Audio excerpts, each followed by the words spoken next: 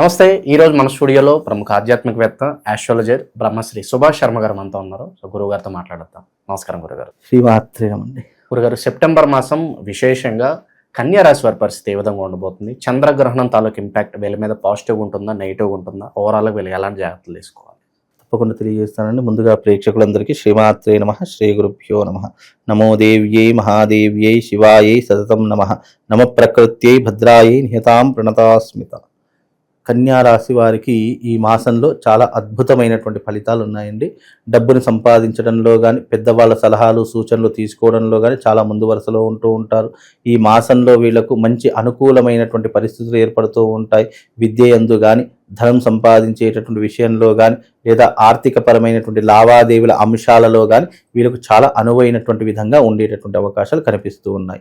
అయితే కన్యా రాశి వారు ముక్కుసూటి మనుషులుగా ఉంటూ ఉంటారు. ధైర్య సాహసాలతో కూడుకున్నటువంటి వ్యక్తిత్వం ఎక్కువగా ఉంటూ ఉంటుంది. ఏదైనా కూడా నిక్కచ్చిగా ధైర్యంగా మాట్లాడేటటువంటి అవకాశాలు ఈ యొక్క కన్యా రాశి వారిలో ఎక్కువగా ఏర్పడుతూ ఉంటాయి. ముఖ్యంగా ఈ కన్యా రాశి వారికి ఆకర్షణాతత్వం అనేటటువంటిది ఎక్కువగా ఉంటుంది. అంటే ఎవరినైనా ఇట్టే ఆకర్షించేటటువంటి అవకాశాలు కన్యా రాశిలో ఉంటాయి. ఎవరితో ఏ రకమైనటువంటి పద్ధతితో మాట్లాడితే మనకు పనులు అవుతాయి, ఏ రకమైనటువంటి వ్యవహారంతో వెళ్తే మాకు పనులు అవుతాయి అనేటటువంటిది చాలా నిక్కచ్చిగా తెలిసినటువంటి విషయాల్లో ఈ యొక్క కన్యా రాశి వారు ఒకరు అని చెప్పుకోవచ్చు.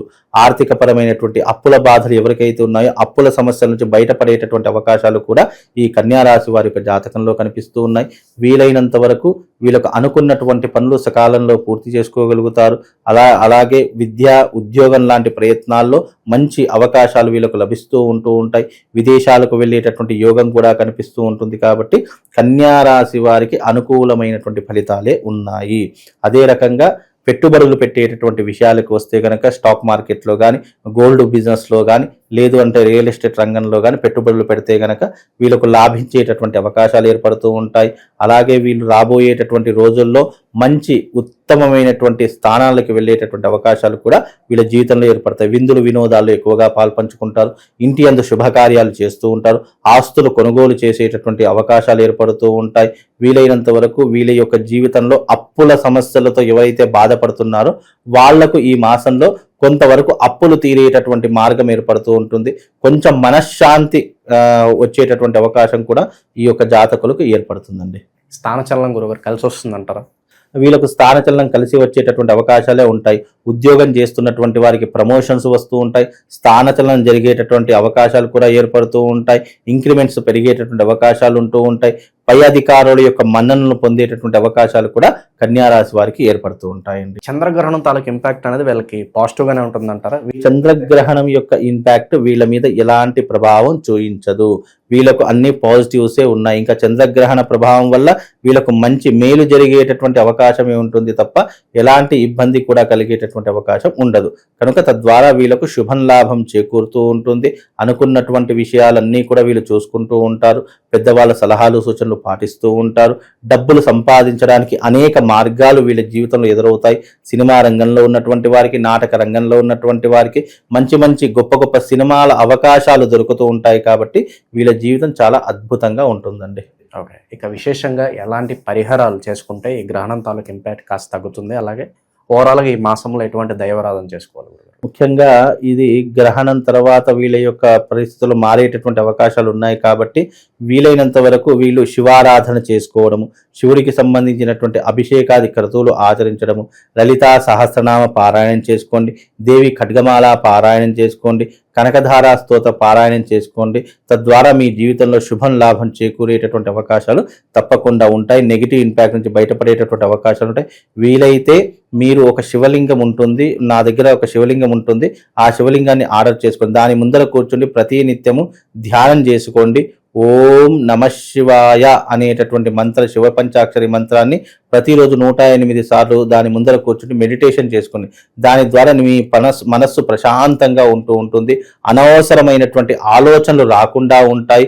వీలైనంత వరకు పరమేశ్వరుడి యొక్క అనుగ్రహం మీ మీద సంపూర్ణంగా ఉంటుందండి. కొన్ని నక్షత్రాల వారికి, కొన్ని రాశుల వారికి ఈ గ్రహణం చెడుగా ఉంటే కొన్ని రాసుల వారికి, కొన్ని నక్షత్రాల వారికి పాజిటివ్నెస్ ఎక్కువగా ఉంటుంది. శుభాలు చేకూరేటటువంటి అవకాశాలు కూడా ఉంటూ ఉంటాయి. ఎందుకంటే కొందరికి నష్టమయ్యేటటువంటిది మరి కొందరికి లాభం చేకూరుస్తూ ఉంటుంది. ఒక రోగికి నష్టము, డాక్టర్లకు ఫీజు కట్టాలి, అదే డాక్టర్కి లాభం, ఫీజులు వస్తున్నాయి కాబట్టి. అలాగే ఇక్కడ కొంత నష్టము కొంతమందికి లాభాన్ని చేకూరుస్తుంది కాబట్టి దీంట్లో శుభ అశుభ ఫలితాలు ప్రతి ఒక్క మానవాళికి ఏర్పడుతూ ఉంటాయి.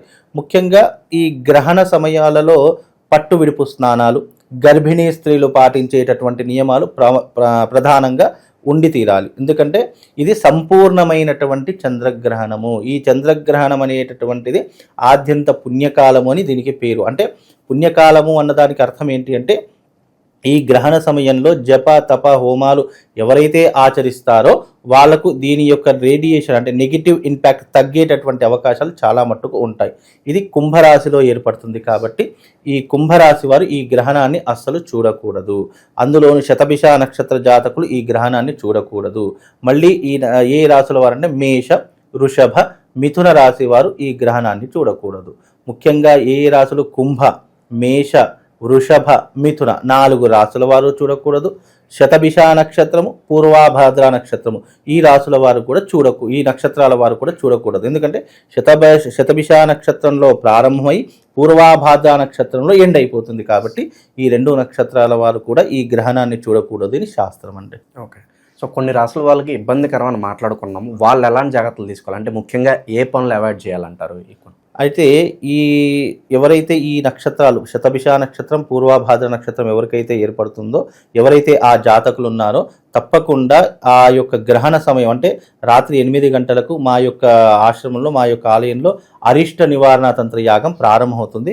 మీరు ఎవరైనా శతభిష నక్షత్రం వారు, పూర్వాభాద్ర నక్షత్రం వారు ఉంటే గనక రండి, ఈ యొక్క పూజలు చేసుకోండి. గ్రహణ సమయంలో చేసేటటువంటి తాంత్రిక విధానాలటువంటి పూజలు కొన్ని ఉంటాయి, అవి వచ్చి చేయించుకుంటారు. అలాగే రాశులలోకి వస్తే గనక కుంభరాశి వారు తప్పకుండా ఆచరణ చేసుకోవాలి.